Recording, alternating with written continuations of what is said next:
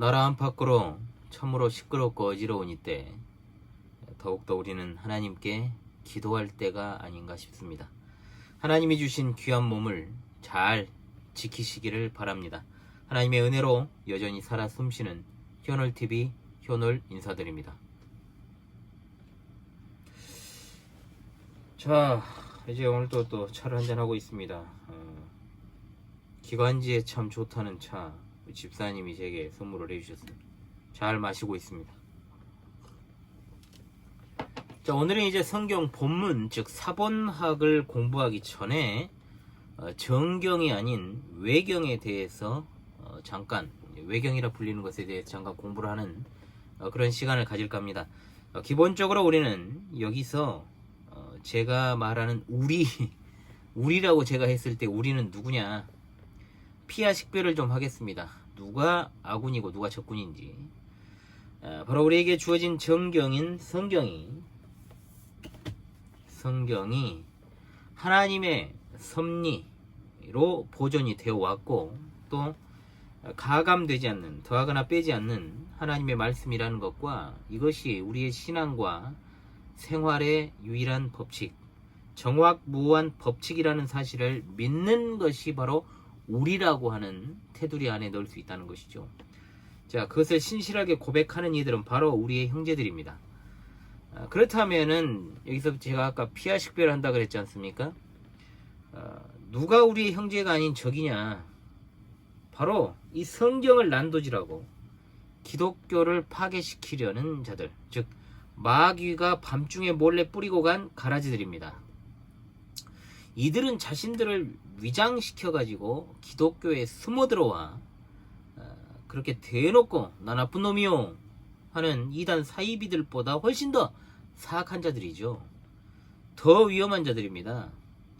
이 사회 그리고 종교계에서 신천지를 필두로 이 사회적으로 문제를 일으키고 있는 이단 사이비들이 우리 눈에 보이는 이제 위협이라고 한다면, 물론 눈에 보이는 위협도 위협입니다. 그러나 이것들은 소위 말하면 보이는 똥입니다. 똥. 보이는 똥이기 때문에 똥이 내가 가는 길에 있어요. 그럼 어떻게 해야 됩니까? 그것을 피해서 가면 됩니다. 피하면 됩니다. 왜? 눈앞에 보이니까. 똥을 우리가 무서워서 피합니까? 아니죠. 더러워서 피합니다. 근데 무서울 때도 있어요. 왜냐? 똥이 엄청 큰 게 있더라고요. 예전에 개가 엄청 큰 대형견이 똥을 싸놨는데 견주가 그 개랑 똑같은 사람이겠죠. 그 큰 똥을 갖다가 안 치우고 그대로 방치시켜 놨더라고요. 그래서 한참 있다가 거의 한 달이 다 지나서야 그 똥이 치워진 것으로 봤습니다. 자꾸 똥똥해서 죄송합니다. 자, 어찌되었든 간에 똥은 우리가 무서워서 피하지 않죠. 더러워서 피하는 것이 똥입니다. 그리고 똥은 방금 말씀드린 대로 치워버리면 그만입니다. 자, 그런데 우리의 형제인 척 가만히 들어와 있는 자들은 참으로 큰 위협입니다. 우리보다 더욱더 전통인 것처럼 행세를 하다가 어느 날 갑자기 본색을 드러낸 자들이기 때문에 그 본색을 드러나기 전에 미혹이 된다면 그 미혹이라는 것이 엄청 클 수밖에 없다는 것이죠. 그래서 우리가 누군가를 판단할 때 기준이 있습니다. 뭐냐? 먼저는 그의 출신을 봐야 됩니다. 어디 출신인가? 학교죠. 어떤 학교를 나왔고, 그리고 그 학교에서도 어떤 사람이 그의 스승이었는가? 왜냐? 어찌되든 제자는 스승의 가르침을 답습하고 그것을 발전시키든 그것을 포기하든 여러 가지 것을 하지만 거의 스승의 영향을 받기 때문에 그렇습니다. 그리고 그의 가르침이 일관적인가? 그리고 그 말이 일관적인가? 소위 이중음성을 내는 자가 아닌지 확인을 해야 된다는 것이죠. 자, 아무리 100% 숨긴다 해도요, 이들은 결정적인 순간에 자신의 정체를 드러내고, 또 평상시에도 은연중에 그것을 좀 드러내거나 은밀하고 교묘하게 자신을 갖다가 자기들의 형제들에게 나타내기 위한 제스처나 어떤 발언을 하기 때문에, 자, 영적 분별력을 가지고 주시를 하면 다 하나님이 우리의 눈을 밝혀 주셔가지고 알게 하시고 또 보게 하시고 깨닫게 하십니다. 자, 외경이라는 것에 이제 대해서 본격적으로 살펴보면요, 신구약 성경, 즉 구약 성경, 그 가운데 구약 성경이 완성될 즈음에 신구약 시대에 기록된 이제 14권의 책들, 중간기에 기록된 것들을 말해요. 신구약 시대 중간기에. 자, 이것들은 70인역과 그리고 제롬의 벌게이트 역이라는 게 있습니다. 라틴어 역본인데요. 이 벌게이트 역본에는 포함되어 있지만 구약 히브리 정경에는 한 권도 포함되어 있지 않습니다. 그런데 로마교에서는 벌게이트 역본을 사용하면서 그 14권 중에 11권을 소위 제2정경으로 선포를 했다는 것이죠. 즉 외경과 정경을 갖다가 같은 반열에 놓은 것입니다. 그러나 역사적 정통 기독교회는 이 외경을 정경으로 인정하지 않습니다. 그 14권은 뭐냐? 에스드라 1서, 토비트, 유디트, 에스더 1부, 솔로몬의 지혜서, 집회서, 마카비 1서, 마카비 2서, 바룩서, 새 젊은이의 노래, 수산나의 이야기, 벨과 용, 므낫세의 기도 등입니다. 자, 웨스트민스터 신앙고백서 1장 3항은 외경을 정경으로 인정하지 않는 이유를 하나님의 감동으로 된 것이 아니기 때문이라고 진술하고 있습니다. 일반적으로 외경이라는 책들은 하나님의 감동으로 된 것이 아니므로 정경에 속하지 못하며 따라서 교회에 대하여 권위를 가지지 못한다. 그것은 사람의 작품일 뿐 그 이상 달리 인정받거나 사용될 수 없는 것이다 라고 정확하게 진술합니다. 사실 온갖 미신이 판을 치던 중세 시대에도 외경이 물론 중요한 역할을 차지하고 또 다소 인정을 받았지만 정경은 아니었습니다. 그런데 이 외경이 정경이 된 것은 트렌트 회의 1546년 4월 8일 이 로마교가 이 트렌트 회의에서 이 외경들을 성경에 첨가를 시킨 겁니다.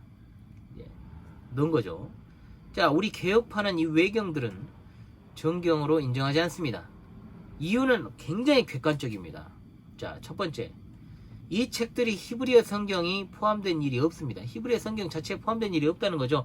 구약 성경을 소호하고 지켰던 유대인들이 이 외경들을 철저하게 배척했기 때문입니다. 두 번째입니다. 이 책들이 예수님과 사도들에 의해서 한 번도 언급이 된 적이 없습니다. 세 번째입니다. 초대교회 교부들의 정경 목록에 이 책들이 나오지 않습니다.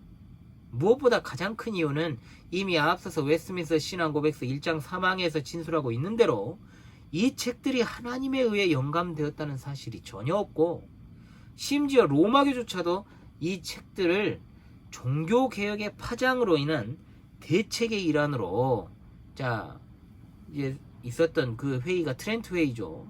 그래서 이 트렌트 회의에 이게 이제 1546년 16세기에 와가지고 이것을 이제 비로소 정경으로 인정했다라는 것을 볼 때 이 책들은 가치가 없는 겁니다. 사실 외경이라는 말도 적합하지 않죠. 왜 경자를 붙입니까? 신구약 중간시대 역사에 대한 어떤 배경 참고서 정도의 가치는 될 수 있을지 모르겠지만 그것조차도 전적으로 신뢰하기는 어렵다는 겁니다. 또 그것이 다른 책들에 비해서 더 낫냐? 그것도 아닙니다. 정경은 거룩하신 하나님께서 성령 하나님을 통하여서 그 저자들을 거룩하게 하시고 초자연적인 영감을 주심으로 그것을 기록한 저자들의 어떤 개인적인 성향과 배경을 갖다가 무시하지 않으시고 방해하지 않으시고 기록하게 하셨으며 일관되게 지도하셨다는 것입니다. 좀 탁해가지고요. 한잔 마시고. 자, 그러므로 영감을 받으면서 쓴 글은 모두 하나님의 말씀이고 진리이고 신적인 권위를 가지고 있는 것입니다. 자, 따라서 소위 외경들은 신앙과 생활의 규칙으로서는 부적절하고 절대적으로 또한 성경을 이해하는 데 있어서 다른 어떤 역사서들에 비해서 월등히 나은 점이 있느냐? 그것도 아니라는 사실을 분명히 알아야 될 것입니다. 자, 오늘은 정경이 아닌 외경, 로마교가 정경에 포함시킨 소위 외경이라 불리는 것들의 성격을 간단히 다루었습니다. 다음 시간 이제 찾아오겠는데요. 내용 자체는 많지 않았는데 서두에 제가 좀 말이 많아서 길어졌습니다. 자, 다음 시간 성경 본문에 관한 강의로 찾아오겠습니다. 자, 그때까지 주님 안에서 강건하시고요.